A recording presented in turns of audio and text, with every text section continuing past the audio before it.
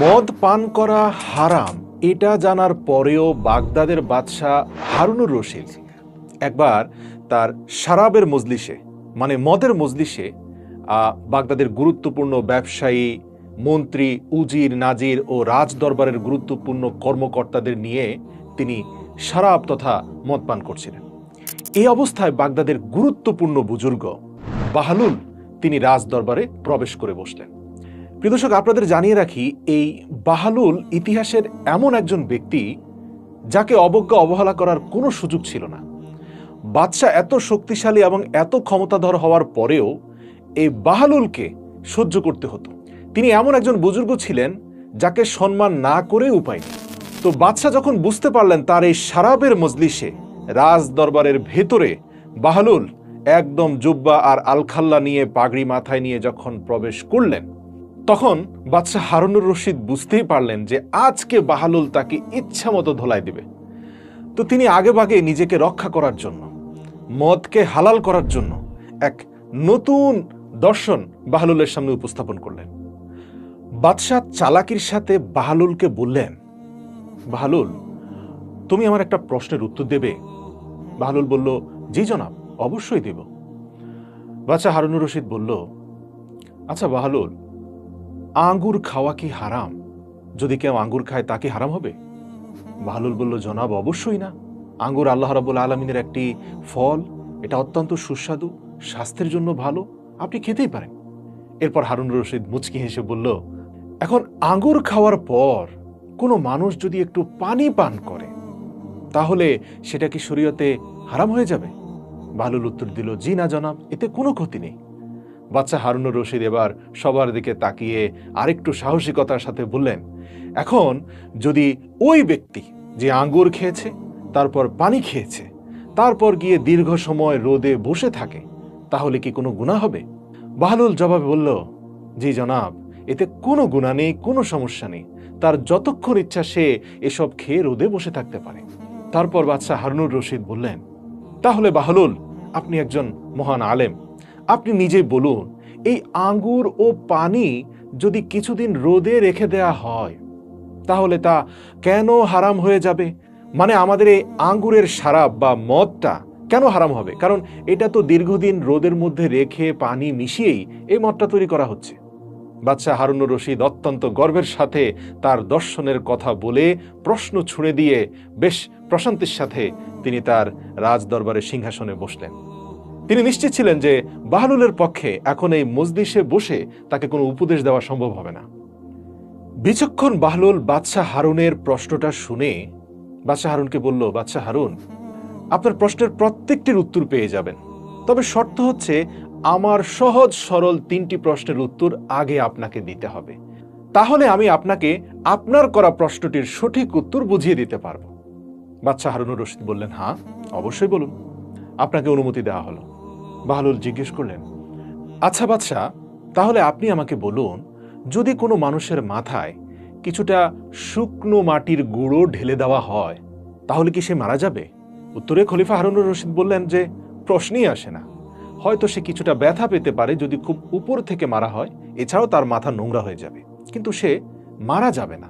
বাহলুল পুনরায় জিজ্ঞেস করলেন, এরপর যদি তার মাথায় কিছু পানি ঢেলে দেওয়া হয় তাহলে কি ওই ব্যক্তির কোনো সমস্যা হবে? তখন বাদশাহ হারুনুর রশিদ বললেন, না, এতেও তার কোনো সমস্যা হবে না, তবে মাথা ভিজে যাবে। তখন বাহলুল বললেন, এবার যদি ওই মাটি এবং পানি মিশিয়ে একটি ইট তৈরি করে ওই ব্যক্তির মাথায় উপর থেকে ছেড়ে দেওয়া হয় এবং সেই ইট গিয়ে তার মাথায় আঘাত করে তাহলে কি তার কোনো সমস্যা হবে? খলিফা হারুনুর রশিদ বললেন, বাহলুল, আপনি কি আমার সাথে মশকরা করছেন? আরে কোনো মানুষের মাথায় যদি ইট পড়ে উপর থেকে, সেই ব্যক্তি তো সাথে সাথেই মারা যাবে, তার মাথা ফেটে যাবে। তখন বাহলুল বললেন, বাদশাহ, দেখুন, পৃথক পৃথক ভাবে গুঁড়ো মাটি যেমন মানুষের মাথায় পড়লে মানুষ মারা যায় না, একইভাবে তারপরে যদি পানি ঢেলে দেওয়া হয় এতেও মানুষের মাথার কোনো ক্ষতি হয় না, শুধু মাথাটা নোংরা হয়ে যায়। কিন্তু এই দুটো উপাদান আলাদা আলাদা না ফেলে একত্রিত করে ইট বানিয়ে যদি ছোড়া হয় তাহলে সেই একই মাথা ফেটে যায়।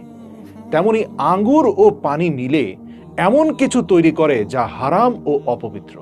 কিন্তু পৃথক এ দুটি জিনিস আবার পবিত্র।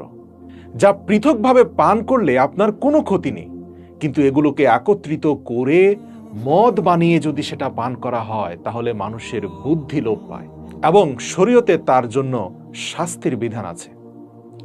এ কথা শুনে বাদশা হারুনুর রশিদ সাথে সাথে তার হাত থেকে মদের গ্লাসটা ফেলে দিলেন এবং ওই রাজকীয় সভায় উপস্থিত যত গুরুত্বপূর্ণ ব্যক্তিবর্গ মদ পান করছিলেন তারা দ্রুত সভাস্থল ত্যাগ করলেন।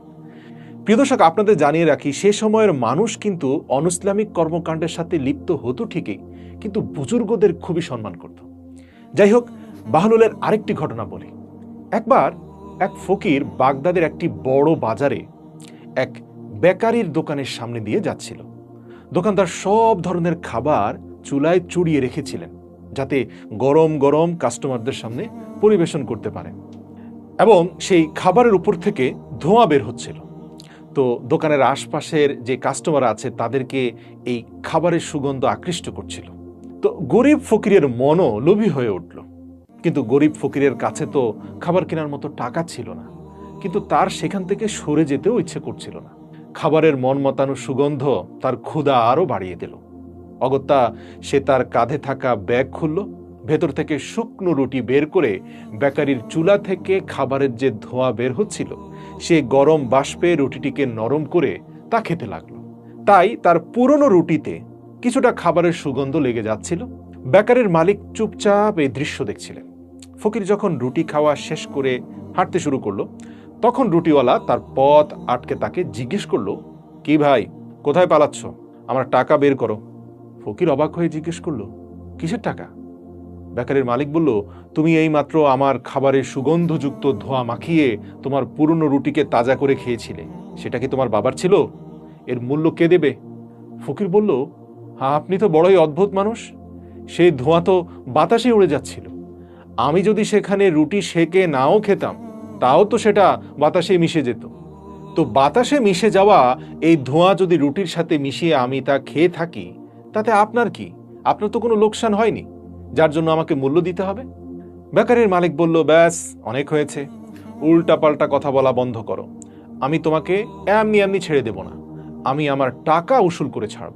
এই বলে বেকারির মালিক সেই ফকিরের কলার চেপে ধরল। বেচারা অসহায় ফকির চিন্তিত হয়ে পড়ল। এমন সময় বাহলুল সেদিক দিয়ে যাচ্ছিল। সে তাদেরকে এই অবস্থায় দেখে সেখানে দাঁড়িয়ে তাদের দুজনের কথা শুনতে লাগল। ফকির তখন বাহলুলকে তার প্রতি সহানুভূতিশীল মনে করে তাকে সমস্ত ঘটনা খুলে বলল। তখন বাহলুল রুটিওয়ালাকে বলল, আরে ভাই, তুমি আমাকে এটা বলো যে এই গরিব ফকিরটি তোমার কি খাবার খেয়েছে? রুটিওয়ালা উত্তর দিল, না, আমার খাবার তো খায়নি, কিন্তু আমার খাবারের সুগন্ধযুক্ত ধোঁয়া থেকে ফায়দা তো নিয়েছে। আমার এখান থেকে যে সুগন্ধ সে নিয়েছে সেটার দাম চেয়েছি। বাহলুল তাকে বলল, ঠিক বলেছ, তুমি একদম সঠিক কথা বলেছ। সেই সুগন্ধ সৃষ্টি যেহেতু তুমিই করেছ, কাজে সেই সুগন্ধের দাম তুমি পেতেই পারো। বাহলুল তার মাথা নেড়ে নিজের পকেট থেকে 1 মুঠ স্বর্ণ মুদ্রা বের করে সেই কয়েনগুলো উপর থেকে নিচের দিকে ফেলে দিল। এতে কি হলো, একটা কয়েনের উপরে আরেকটা কয়েন পড়ায় ঝনঝন ঝনঝন শব্দ শুরু হয়ে গেল। ব্যবসায়ী অত্যন্ত খুশি হয়ে গেল। সে নিশ্চিত যে এই সবগুলো স্বর্ণ মুদ্রা বাহলুল পাগল নিশ্চয়ই তাকে দিয়ে দিবে, কারণ এই পাগলের মাথা ঠিক নেই। হয়তো বাদশার কাছ থেকে নিয়ে এসেছে, এখন সবগুলো স্বর্ণ মুদ্রা তাকে দিয়ে দিবে এই সুগন্ধের মূল্য হিসাবে। বাহলুল তাকে বলল, কি ব্যবসায়ী, তুমি কি আমার এই স্বর্ণ মুদ্রাগুলোর শব্দ শুনতে পেরেছ? ব্যবসায়ী মুচকি হেসে বলল, অবশ্যই জনাব, আপনার প্রত্যেকটি মুদ্রার শব্দ আমার কানে এসেছে। তখন বাহলুল বলল, ব্যাস, হয়ে গেল। এবার বাহলুল তার সবগুলো মুদ্রা মাটি থেকে কুড়িয়ে আবার নিজের পকেটে রেখে দিল। এ দৃশ্য দেখে সে ব্যবসায়ী বলল, কি ব্যাপার, মুদ্রাগুলো কি আমাকে দিবেন না? আমার জন্য কি নিশ্চয়ই আপনি সেগুলো বের করেননি? বাহলুল বলল, হ্যাঁ, আপনার জন্য বের করেছি, আপনার মূল্য পরিশোধ করে দিয়েছি। সে ব্যবসায়ী বলল, আমার সাথে মশকরা করছেন? তখন বাহলুল বলল, কেন মশকরা করব? আপনার তরতাজা সুগন্ধযুক্ত গরম খাবারের উপর দিয়ে যে সুগন্ধ উড়ে যাচ্ছিল সেই সুগন্ধের মূল্য তো শুধুমাত্র অর্থের ঝনঝন শব্দ দিয়ে পরিশোধ করা যায়। তার মানে হচ্ছে যেই শব্দটা আপনি শুনতে পেরেছেন মুদ্রার, সেটাই হচ্ছে ওই সুগন্ধের মূল্য। বাগদাদের সেই দোকানের আশপাশে দাঁড়িয়ে থাকা দর্শনার্থী লোকজন বাহলুলের এই বুদ্ধিদীপ্ত দৃশ্য দেখে হাসতে হাসতে পাগল হয়ে গেল। দর্শক, বাহলুল দানা ইতিহাসের এমন একটি নাম যার প্রত্যেকটি ঘটনায় অসংখ্য শিক্ষা লুকিয়ে আছে। বাহলুল দানা একদিন যথারীতি বাদশাহ হারুনুর রশিদকে নসিহত করার জন্য রাজপ্রাসাদে আসলেন। যদিও তিনি জানতেন যে এই অহংকারী আব্বাসী খলিফা তার কথা কানেও তুলবে না, কিন্তু তার অভ্যাস হয়ে গেছে যে তিনি মাঝে মাঝে রাজপ্রাসাদে এসে খলিফাকে নানানভাবে আকারে ইঙ্গিতে বুঝিয়ে দিতেন যে তিনি ভুল করছেন। তো বাদশাহ হারুনুর রশিদও বাহলুলের কথা শুনতে শুনতে অভ্যস্ত হয়ে পড়েছিলেন। তাই বাহলুলের কথাকে বাদশাহ হারুনুর রশিদ গুরুত্বের সাথে খুব একটা নিতেন না। যদিও বাহলুল অনেক কঠোরভাবে কথা বলতেন এবং খলিফার সাথে মাঝে মাঝে কিন্তু ঔদ্ধত্যপূর্ণ আচরণ করতেন, কিন্তু তারপরেও বাদশাহ হারুনুর রশিদ ব্যাপারটাকে কোনোভাবে ম্যানেজ করে নিয়ে যেতেন। কিন্তু এবার বাহলুল ভরা মজলিসে সবার সামনে এমন একটা কাজ খলিফার সাথে করলেন যা খলিফাকে অত্যন্ত রাগান্বিত করে তোলে। ঘটনাটা এমন ছিল যে বাহলুল রাজদরবারে প্রবেশ করে দেখতে পেল বাদশাহ হারুনুর রশিদ এর চারপাশে প্রচুর লোক বসে আছে। বাহলুল সেদিকেই তাকালো, দেখতে পেল কোথাও বসার কোনো জায়গা নেই। সেই সাথে তিনি এটাও বুঝতে পারলেন যে তাকে দেখে কেউ খুশি হয়নি, তাই কোনো আসন ছেড়ে তাকে সম্মানও জানানো হচ্ছে না। তিনি সেখানে দাঁড়িয়ে কিছুক্ষণ লোকদের দিকে তাকিয়ে পরিস্থিতি বোঝার চেষ্টা করলেন। অতঃপর মজলিসের সবার মাঝখান দিয়ে রাস্তা করে সোজা বাদশাহ সিংহাসনের দিকে এগিয়ে গেলেন এবং গিয়ে খলিফা হারুনের পাশে সিংহাসনের মধ্যেই বসে পড়লেন। যেহেতু সিংহাসন অনেক বড়, সেখানে একজনের জায়গায় 2 থেকে 3 জন পর্যন্ত বসা যায়, কিন্তু বাদশা ছাড়া সেখানে কেউ বসেন না। কিন্তু বাহলুল দানা তিনি সরাসরি খলিফার পাশে সিংহাসনে গিয়ে বসলেন। দরবারে বসা হাসি খুশি লোকেরা এই দৃশ্য দেখে চিৎকার করে বলতে লাগলো, এ কেমন আচরণ! বাহলুল নিশ্চয়ই পাগল হয়ে গেছে, আজ পর্যন্ত কেউ খলিফার সাথে এমন বেয়াদবি করেনি। বাদশাহ হারুনুর রশিদ দরবারের লোকদের কথা শুনে ক্ষুব্ধ হয়ে বাহলুলের দিকে তাকাতে লাগলো, কিন্তু বাহলুল তো দমে যাওয়ার পাত্র নয়। সে ঠোঁটে মৃদু হাসি ছিল, যা দেখে বাদশাহ হারুনুর রশিদ রাগে বাকরুদ্ধ হয়ে গেলেন, মানে তার রাগ আরো বেড়ে গেল। তিনি বুঝতে পারছিলেন যে বাহলুল এই কাজের মাধ্যমে অন্যদের সামনে আমাকে অপমান করছে। সবাই অবাক হয়ে খলিফা ও বাহলুলের দিকে তাকিয়ে রইল। বাদশাহ হারুনুর রশিদ গভীর চিন্তায় পড়ে গেল, কিন্তু তিনি বাহলুলের হাত থেকে নিজেকে কিভাবে মুক্ত করবেন এবং কিভাবে তাকে শিক্ষা দিবেন সেটা বুঝে উঠতে পারছিলেন না। হঠাৎ তার মাথায় একটা কুবুদ্ধি এলো। তিনি বাহলুলের দিকে তাকিয়ে একটা মোহনীয় হাসি দিয়ে বললেন, আপনি যখন এত কষ্ট করে আমার সাথে দেখা করতে চলেই এসেছেন, তাই আমি আপনাকে একটি প্রশ্ন করতে চাই। আপনি যদি এর উত্তর দেন তবে আমি আপনাকে 1000 দিনার পুরস্কার দেব, কিন্তু আপনি যদি এর উত্তর দিতে না পারেন তাহলে কিন্তু আমি আমার সিপাহীদেরকে আদেশ দেব আপনার গোঁফ ও দাড়ি কামিয়ে আপনাকে গাধার পিঠে চড়িয়ে রাস্তায় রাস্তায় ঘোরানোর জন্য। বাহলুলের বুঝতে দেরি রইল না যে খলিফা প্রতিশোধ নেওয়ার সিদ্ধান্ত নিয়েছেন। নিশ্চয়ই এমন প্রশ্ন করবেন যার উত্তর কেউই জানে না। তাই তিনি বাদশাহ হারুনুর রশিদকে অপদস্থ করার জন্য বললেন, বাদশাহ, তোমার দিনারের আমার দরকার নেই, তবে আমি এক শর্তে তোমার ধাঁধার উত্তর দিতে প্রস্তুত আছি। বাদশাহ হারুনুর রশিদ জিজ্ঞেস করলো, কি শর্ত? বাহলুল বললেন, এই শর্তে যে আপনি মাছিদেরকে আদেশ করবেন তারা যেন আমাকে বিরক্ত না করে, সবসময় আমার মাথার আশপাশে ভন ভন করে। বাদশাহ হারুনুর রশিদ মাথা নিচু করে ভাবতে থাকেন আর মনে মনে বলতে থাকেন, এইভাবে সারাদিন রাস্তাঘাটে বসে থাকলে তো মাছি ভনভন করবেই। মনে মনে কথাগুলো বলে বাদশাহ মাথা সোজা করে দরবারের সকল মানুষের দিকে তাকাতে লাগলেন, কারণ আসলে বাহলুল যে প্রশ্ন করেছে এর সঠিক কোনো উত্তর বাদশার জানা ছিল না। এবং তিনি দেখলেন দরবারের সবাই নিশ্চুপ হয়ে বসে আছে। আগত্যা বাদশাহ হারুনুর রশিদ বলতে বাধ্য হন যে এটা তো অসম্ভব, কারণ মাছিরা আমার আদেশ মানে না। বাহলুল বাদশাহ হারুনুর রশিদের দিকে অবজ্ঞা দৃষ্টিতে তাকিয়ে বলল, তুমি কেমন রাজা যে এই সামান্য ক্ষুদ্র মাছিদের সামনে অসহায়? এই মাছিরা তোমার কথা শুনে না? এই কথা শুনে দরবারীরা সবাই জোরে জোরে হাসতে লাগলো। বাদশাহ হারুনুর রশিদ দরবারীদের এরকম তাচ্ছিল্যের হাসি দেখে অত্যন্ত রাগান্বিত চোখে তাদের দিকে দৃষ্টি নিক্ষেপ করলেন। তার ক্ষমতার ভয়ে সকলের ঠোঁটের হাসি মুহূর্তের মধ্যেই মুছে গেল এবং তাদের নিঃশ্বাস বন্ধ হয়ে গেল। বাহলুল বুঝতে পারল যে বাদশাহ হারুনুর রশিদকে অন্যদের সামনে খুব বেশি বিব্রত করে ফেলেছে। এরপর বাহলুল বাদশাহ হারুনুর রশিদকে সান্ত্বনা দিয়ে তার রাগ ঠান্ডা করার সিদ্ধান্ত নেন। তিনি বাদশাহ হারুনুর রশিদকে বললেন, ঠিক আছে, এখন আপনি আপনার প্রশ্ন করতে পারেন। আমি কোনো শর্ত ছাড়াই আপনার প্রশ্নের উত্তর দিতে প্রস্তুত আছি। বাদশাহ হারুনুর রশিদ বলল, যদি তুমি না বলতে পারো তাহলে আগে যে শাস্তির কথা বলেছি তোমাকে কিন্তু সেই শাস্তি দেয়া হবে বাহলুল, মনে রেখো। এখন বলো যে সেটি কোন গাছ যার বয়স 1 বছর এবং যার 12টি শাখা আছে, আর তার প্রতিটি শাখায় 30টি করে পাতা রয়েছে, এবং সেই পাতার এক পাশ আলোকিত আর অন্য পাশে অন্ধকার। বাহলুল গভীর ভাবনায় হারিয়ে গেল। তিনি শুনতে পেলেন লোকেরা বলা বলি করছে যে এ কেমন অদ্ভুত প্রশ্ন, বাহলুলের উত্তর দিতে পারবে না, তার তো শাস্তি হবে। বাদশাহ হারুনুর রশিদ বাহলুলের চিন্তিত চেহারা অনেকক্ষণ দেখে তারপর বললেন, বাহলুল, ধাঁধার উত্তর দিতে না পারলে দেরি না করে শাস্তির জন্য প্রস্তুত হয়ে যাও। তিনি কর্মকর্তাদের নির্দেশ দেন বাহলুলের গোঁফ ও দাড়ি কামিয়ে রাস্তায় ও বাজারে গাধার পিঠে চড়িয়ে ঘুরানোর জন্য। বাহলুল খলিফাকে বাধা দিয়ে বললেন, এই গাছটি মূলত 1 বছর, আর এর 12টি শাখার অর্থ হচ্ছে 12টি মাস, এবং প্রতিটি শাখার 30টি পাতা হলো মাসের 30টি দিন।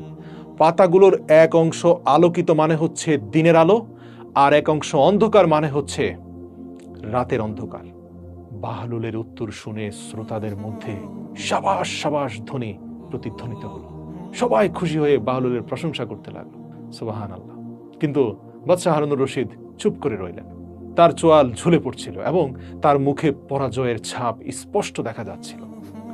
দর্শক, বাহলুলকে আল্লাহ তাআলা বিশেষ প্রজ্ঞা দিয়েই পাঠিয়েছিলেন। তিনি আল্লাহ পাকের এমন একজন বুজুর্গ পীরে কামেল ছিলেন যার ভিতরে জ্ঞানের সমুদ্র ছিল। তেমনি আরেকটি ঘটনা আপনাদের বলছি। খলিফা হারুনুর রশিদের স্ত্রী জোবায়দা, যিনি অত্যন্ত ধর্মপরায়ণ একজন নারী ছিলেন, তো খলিফার স্ত্রী তিনি তার নিজের প্রাসাদে এমন 1000 খাদেমা রেখেছিলেন যারা কোরআনে হাফিজ ও কারি ছিলেন। তাদের সকলের দায়িত্ব বিভিন্ন শিফটে ভাগ করা ছিল, যার ফলে তার প্রাসাদ থেকে 24 ঘন্টা মেয়েদের কোরআনের তেলাওয়াতের আওয়াজ শোনা যেত। তার প্রাসাদটিকে কোরআনের বাগানের মতো মনে হতো। একদিন খলিফা হারুনুর রশিদ তার স্ত্রীকে নিয়ে নদীর পাড় দিয়ে হাঁটতে বের হলেন। তো খলিফা দেখতে পেলেন নদীর পাড়ে এক পাশে বাহলুল দানা চুপচাপ বসে আছেন।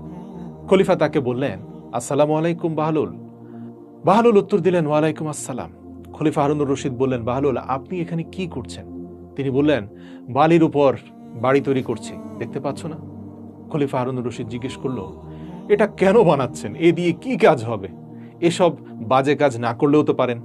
বাহলুল উত্তরে বললেন, যে লোক এটা কিনবে আমি তার জন্য দোয়া করব যেন আল্লাহ রাব্বুল ইজ্জাত তাকে এই ঘরের বদলে জান্নাতে একটি ঘর দান করেন। খলিফা হারুনুর রশিদ বললেন, বাহলুল, আপনার এই বাড়ির মূল্য কত? তিনি বললেন, মাত্র 1 দিনার। আর এটা বিক্রির যে টাকা আমি পাবো সে টাকা আমি কোনো অসহায়কে দান করে দেব। খলিফা হারুনুর রশিদ ভেবেছিলেন এটা হয়তো এক পাগলের নতুন কোনো পাগলামি, তাই তিনি তাকে পাত্তা না দিয়ে সামনে এগিয়ে গেলেন। পেছনেই খলিফা হারুনুর রশিদের স্ত্রী জোবায়দা খাতুন এলেন। তিনি বাহলুলকে জিজ্ঞেস করলেন একই প্রশ্ন। বাহলুল উত্তরে বললেন যে যে আমার এই বাড়ি কিনবে আমি তার জন্য জান্নাতের দোয়া করব। জোবায়দা খাতুন জিজ্ঞেস করলেন, বাহলুল, এই বাড়ির দাম কত?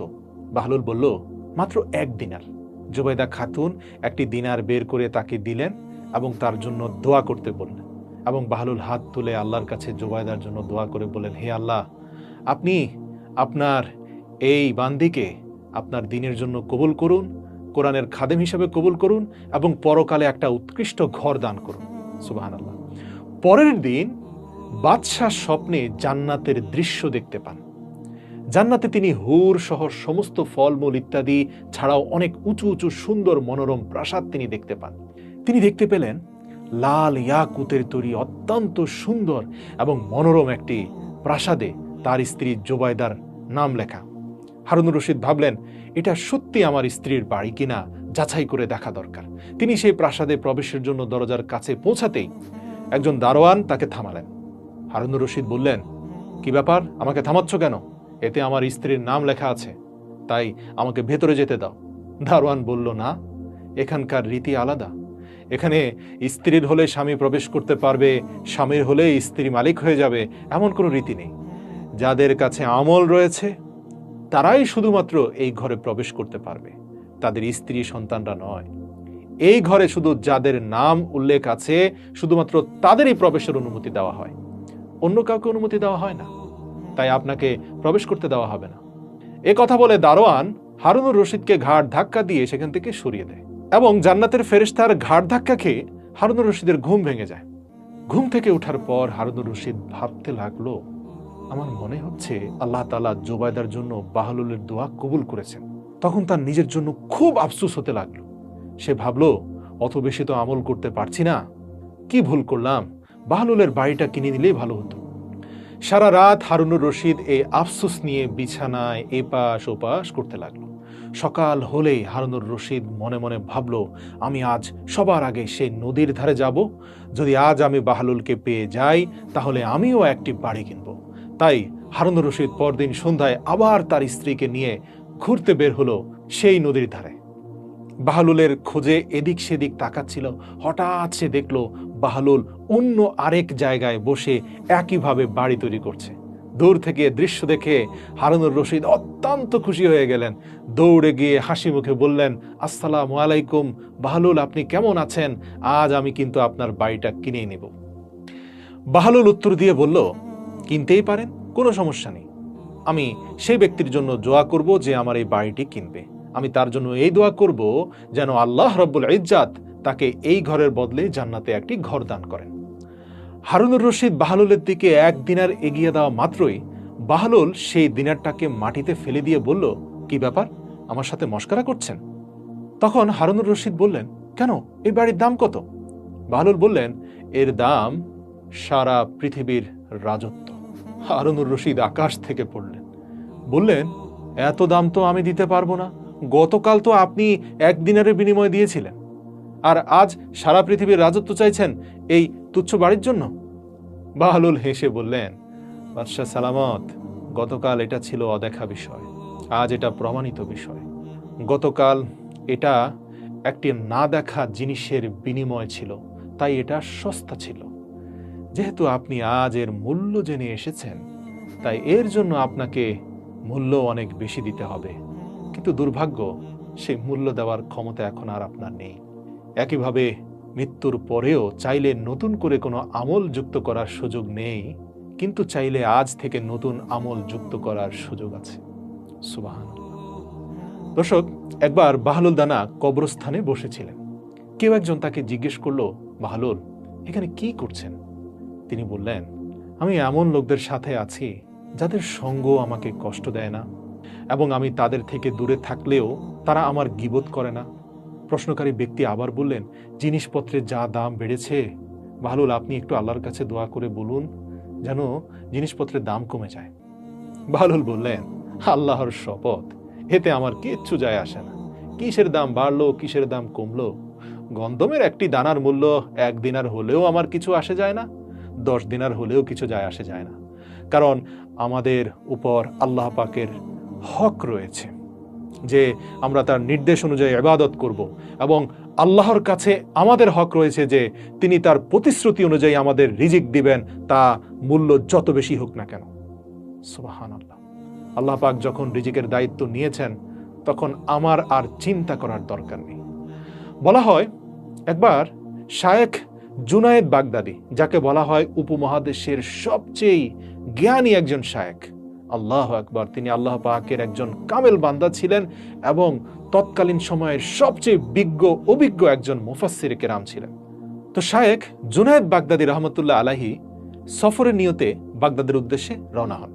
হযরত শায়েখের কিছু অনুসারীও তার সাথে ছিলেন। শায়েখ তার মুরিদদেরকে জিজ্ঞেস করলেন, তোমরা কি বাহলুলের খোঁজ সম্পর্কে জানো? তারা বলল, হযরত, তিনি তো একজন পাগল, তার সাথে দেখা করে কি করবেন? আপনার মতো একজন সম্মানিত শায়েখের কি এরকম পাগল ছাগলের পেছনে ঘোরা উচিত? শায়েখ জুনায়েদ বাগদাদি রহমতুল্লাহ আলাইহি উত্তর দিলেন, অনুগ্রহ করে বাহলুলের খোঁজ করো আর তাকে সম্মান দিয়ে কথা বলবে, তার সঙ্গে আমার জরুরি কাজ আছে। তো মুরিদরা শায়েখের আদেশ পালন করলো।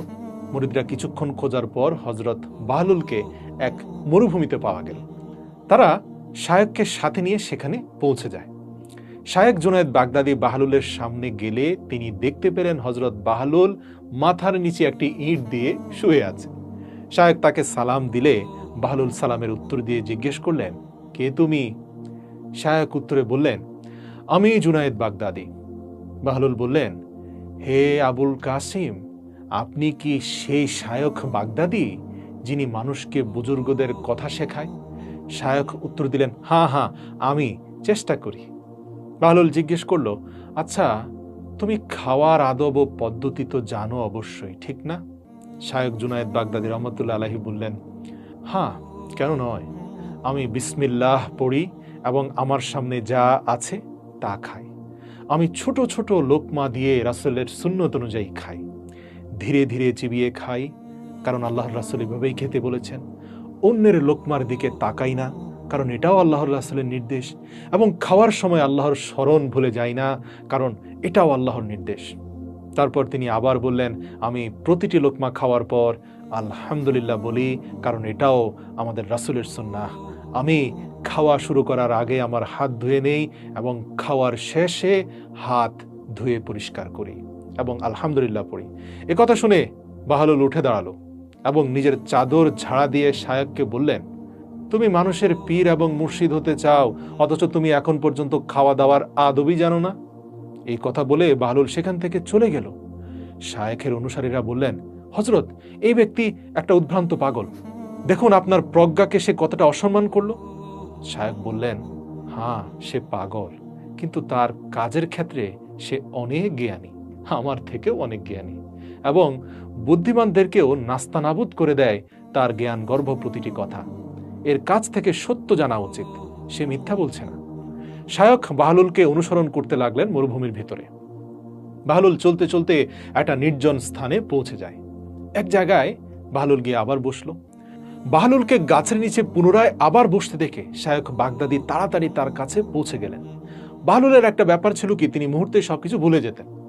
তো তিনি শায়খকে কিছুক্ষণ আগে দেখেছিলেন ঠিকই, কিন্তু দ্বিতীয়বার আবার দেখে একই প্রশ্ন করলেন, আপনি কে? শায়খ উত্তর দিয়ে বললেন, আমি জুনায়েদ বাগদাদি, যে খাবারের আদব জানে না। বাহলুল বললেন, আচ্ছা ঠিক আছে, কিছুক্ষণ আগে তো আপনার সাথে কথা হয়েছিল। আপনি হয়তো খাবার আদব জানেন না, কিন্তু কথোপকথনের আদব অবশ্যই জানেন। শায়খ উত্তর দিলেন যে, হ্যাঁ, তা জানি। আমি সুন্নাহ অনুযায়ী কথাবার্তা বলি, ভুল স্থানে বা অপ্রয়োজনীয় কথা বলি না। শ্রোতাদের বোঝার ক্ষমতা আন্দাজ করে আমি আল্লাহর বান্দাদেরকে আল্লাহ ও রাসূলের নির্দেশের কথা বলি। আমি খেয়াল রাখি আমি যেন অতিরিক্ত কথা না বলি, যাতে মানুষ আমার প্রতি বিরক্ত বোধ না করে। আমি জাহেরি ও বাতিনি উভয় জ্ঞানের দিকে নজর রাখি। এছাড়াও শায়খ কথোপকথনের আদব কায়দা সম্পর্কিত আরও অনেক হাদিস কোরআনের কথা শোনালেন। বাহলুল বললেন, খাওয়ার আদব না হয় বাদ দিলাম, আপনি তো দেখছি কথা বলার আদবও জানেন না। তারপর বাহলুল শায়খের কাছ থেকে মুখ ফিরিয়ে আবার মরুভূমিতে চলতে লাগলেন। মুরিদরা আর চুপ থাকতে না পেরে বলল, হে হযরত, এই পাগল ব্যক্তির পেছনে আপনার এভাবে ছুটে চলাটা আমাদের ভালো লাগছে না। আপনি একজন পাগলের কাছে কি জ্ঞান আশা করেন? হযরত জুনায়েদ বাগদাদি বললেন, তার কাছে আমার এখনো আরো কাজ বাকি আছে, তোমরা বুঝবে না। এরপর শায়খ আবার বাহলুলের পেছনে রওনা দিলেন। বাহলুল থেমে গিয়ে পেছন ফিরে শায়খকে দেখে বলল, আপনি খাওয়া দাওয়া আর কথা বলার আদব জানেন না, ঘুমানোর আদব নিশ্চয়ই জানেন। শায়খ বললেন, হ্যাঁ জানি। আমি যখন এশার নামাজ ও দোয়া দরুদ পাঠ শেষ করি, তখন আমি শোয়ার ঘরে চলে যাই। এই কথা বলে শায়খ ঘুমানোর ওই সকল আদব সম্পর্কে বললেন যা আল্লাহর রাসূলের হাদিস থেকে তিনি জানেন। বাহলুল বললেন, বোঝাই যাচ্ছে আপনি ঘুমানোর আদবও জানেন না। এই বলে বাহলুল চলে যেতে চাইল, কিন্তু এইবার হযরত জুনায়েদ বাগদাদি তার চাদর শক্ত করে টেনে ধরে বললেন, হযরত, আমি কিছুই জানি না। এ কথা যখন বলছিলেন তখন তার চোখ দিয়ে পানি ঝরছিল এবং বাহলুলের সামনে নত হয়ে বললেন, আল্লাহর ওয়াস্তে আপনি আমাকে শিক্ষা দিন। এবার বাহলুল সুন্দর করে স্থির হয়ে বসল এবং বলল, আপনি যা কিছু বললেন এই সবই পরের বিষয়, এগুলোও জ্ঞান, এগুলোর প্রয়োজন আছে, কিন্তু আসল জিনিস থেকে না আপনি অনেক দূরে রয়েছেন। আমার কাছ থেকে আসল কথা শুনুন। খাওয়ার আসল আদব হলো সবার আগে হালাল খাবার হতে হবে। যদি রিজিকে হারাম কিছু থাকে তাহলে আপনার বর্ণিত সকল সুন্নার আদব অনুসরণ করে সেই খাবার খেয়েও কোনো লাভ নেই, কারণ গোড়াতেই তো গলদ। এবং আপনার হৃদয় আলোকিত হওয়ার পরিবর্তে অন্ধকার হয়ে যাবে যদি আপনি সেই হারাম খাবার সুন্নত তরিকায় আদব সহকারে খেয়েও থাকেন। শেখ জুনায়েদ কৃতজ্ঞতা সহকারে বললেন, জাযাকাল্লাহ খায়রান, নিঃসন্দেহে আপনি আল্লাহর তরফ থেকে আমাদের জন্য একজন মহান শিক্ষক। অতঃপর বাহলুল বললেন, কারো সাথে কথোপকথনের সময়ও সর্বপ্রথম হৃদয়ের পবিত্রতা ও পরিষ্কার নিয়ত থাকা জরুরি, এবং এটাও মাথায় রাখতে হবে যে যা কিছু বলা হবে তা যেন কেবলমাত্র আল্লাহর সন্তুষ্টির জন্য হয়। এটা যদি দুনিয়াবি কোনো অনর্থক বিষয় হয়, তাহলে আপনি যতই সুন্দর করে আদবের সাথে কথা বলুন না কেন, এটি আপনার জন্য বিপর্যয়ের কারণ হবে। তাই এই ধরনের কথার চেয়ে নীরবতাই উত্তম। একইভাবে আপনি আমাকে ঘুমের বিষয়ে যা বলেছেন সেগুলো আল্লাহ রাসূলের সুন্নাহ, সঠিক, কিন্তু আসল উদ্দেশ্য নয়। আসল কথা হলো, আপনি যখন ঘুমাতে যাবেন তখন হৃদয়কে পরিষ্কার করুন। সারাদিনে যত হিংসা বিদ্বেষ এই হৃদয়ে বাসা বেঁধেছে, সেই হিংসা বিদ্বেষ এবং পরশ্রী কাতরতা থেকে মুক্ত হতে হবে। সবাইকে ক্ষমা করতে হবে, অন্তর থেকে হিংসা মুছে দিতে হবে। আপনার হৃদয়ে দুনিয়া এবং দুনিয়ার সম্পদের প্রতি ভালোবাসা থাকলে ঘুমানোর আগে তা ধুয়ে মুছে সাফ করে দিতে হবে, কারণ ঘুম হচ্ছে মৃত্যুর সমতুল্য। কে জানে সকালে আপনি আবার উঠতে পারবেন কি পারবেন না। আর হ্যাঁ, ঘুমিয়ে না পড়া পর্যন্ত আল্লাহর জিকিরে মগ্ন থাকতে হবে। হযরত বাহলুল দানার কথা শেষ হওয়ার সাথে সাথে হযরত জুনায়েদ বাগদাদী তার হাত চুম্বন করতে লাগলেন। উপস্থিত মুরিদরাও বাহলুলের হাত চুম্বন করতে লাগলেন। পরিস্থিতি এমন হলো যে বাহলুলের হাতে থাকা ময়লা আবর্জনা সব সাফ হয়ে গেল। বাহলুল বলতে লাগলেন, আমাকে এভাবে সম্মান না দেখিয়ে বরং আমার জ্ঞানকে হৃদয়ে ধারণ করুন এবং মৃত্যুর আগের দিন পর্যন্ত তা শক্ত করে ধরে রাখুন। অতঃপর বাহলুল দানা সবার জন্য হাত তুলে দোয়া করলেন। হযরত জুনায়েদ বাগদাদীর অনুসারীরা সবাই হাত তুলে কাঁদতে লাগলো আল্লাহ দরবারে। তারা তাদের ভুল বুঝতে পারল এবং এটাও বুঝতে পারল যে প্রত্যেক ব্যক্তির উচিত সে যা না জানে তা শিখতে লজ্জা না করা। প্রিয় দর্শক, মানব জীবনের সফলতার পেছনে আদব আখলাক যে সবচেয়ে গুরুত্বপূর্ণ সম্পদ, সবচেয়ে গুরুত্বপূর্ণ ইনভেস্টমেন্ট, এটা বোঝার জন্য বাহলুল দানার একটি ঘটনায় যথেষ্ট। একবার মরুভূমিতে এক ব্যবসায়ীকে বসে থাকতে দেখে বাহলুল দানা বলছিলেন, কি ব্যাপার? তখন সে বেশ আদব এবং আখলাকের সাথে বাহলুল দানাকে বলছিলেন, মোহতারাম, আমাকে এমন কিছু জ্ঞান দিন যাতে ব্যবসায় সফলতা পেতে পারি। আমার ব্যবসায় কোনোভাবে সফলতা আসছে না। আপনি অনেক একজন বুজুর্গ মানুষ, নিঃসন্দেহে আপনার কাছে ভালো কোনো জ্ঞান পাব। আপনি শুধু বলুন কোন ব্যবসাটা লাভজনক হবে। বাহলুল তাকে বলল, কাপড় কিনো। সেই ব্যবসায়ী বলল, মোহতারাম, যদি বলে দিতেন কোন রঙের কাপড় কিনব। বাহলুল দানা বললেন, কালো রঙের কাপড় কেনো। সেই ব্যবসায়ী তাকে ধন্যবাদ দিয়ে ফিরে গেল। তিনি গিয়ে এলাকার সব কালো কাপড় কিনে আনলেন। কিছুদিন পর সেই শহরের একজন গুরুত্বপূর্ণ ব্যক্তি মারা যান। শোকের চিহ্ন হিসাবে কালো কাপড়ের সন্ধানে গোটা শহরের মানুষ বেরিয়ে পড়ে। এখন সব কালো কাপড় তো শুধুমাত্র একজন ব্যবসায়ীর কাছে ছিল। সেই ব্যবসায়ী তখন ইচ্ছে মতো অনেক চড়া মূল্যে সমস্ত কালো কাপড় বিক্রি করেছিলেন এবং প্রচুর লাভ করেছিলেন। এত বেশি লাভ করেছিলেন যে তিনি তার পুরো জীবনে যা অর্জন করেছিলেন তার চেয়েও বেশি মুনাফা শুধুমাত্র ওই কালো কাপড়গুলো থেকে তিনি করেছিলেন। মানে সুযোগে সদ্ব্যবহার করেছেন, ৩-৪ গুণ বেশি মুনাফা করেছেন, যেহেতু তার কাজ ছাড়া আর কারো কাছে কালো কাপড় নেই। ওই ব্যক্তি ধনী হয়ে গেলেন। কিছুদিন পর সেই ব্যবসায়ী একটা তাগড়া ঘোড়ায় চড়ে আড়ম্বরপূর্ণ পোশাক পরে কোথাও যাচ্ছিল। বাহলুল মরুভূমিতে সেখানেই বসেছিলেন। সেই ব্যবসায়ী ঘোড়ার পিঠে সওয়ার অবস্থায় বাহলুলের দিকে তাকিয়ে বলল, ওহে পাগল, কি ব্যাপার তোমার? দেখি আরো কিছু ব্যবসার আইডিয়া দাও তো, যাতে আমি আরো বেশি সম্পদশালী হতে পারি। তখন বাহলুল তাকে বলল, হ্যাঁ, আপনি এবার তরমুজ কিনুন। সে সেখান থেকে দ্রুত চলে গেল এবং বাগদাদের সমস্ত তরমুজ সে তার সকল সম্পদ খরচ করে কিনে ফেলল একদিনের মধ্যে।